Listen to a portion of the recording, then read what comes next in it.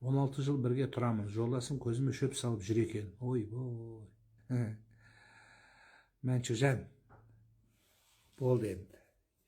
Енді шөбін зеттеп, сен ол жерде следователь болып, прокуратураны шақырып, адвокаттар шақырып, енді 16 жыл тұрдың, көзіме шөп салдың дейді. Оны қатты жақсы көрем, жүрегім қатты ауырады дейді. Ештеңе етпейді. Алла, шайтан азғырды, болары болды, бояусыңды.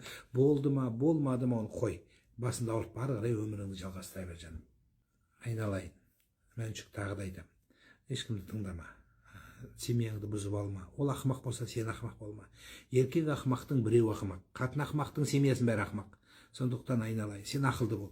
Ол иттік қылса, сен иттік қылма. Итке теңіліп, тоныңды битке салма. Жанұяңды шайқама.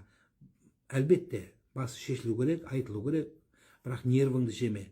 Егер сол жерде инсульт алып, қатты переживать етіп, жылап, талып, құлап, семьяңды бұзып, яки денсаулығыңды бұзып алсаң, ол ары қарай барған үстіне бара береді, семьяң бұзылады. Сондықтан кейде үндемеген үйде бәледен жеңгеніңе жақсы болады. Оны аңдып, сөйтіп, не қыласың, шайтан барлық жерде бар, семьяңды бұзып алма алтыным, тыңдама ешкімді. Мен тыңда, жаман болмайсың.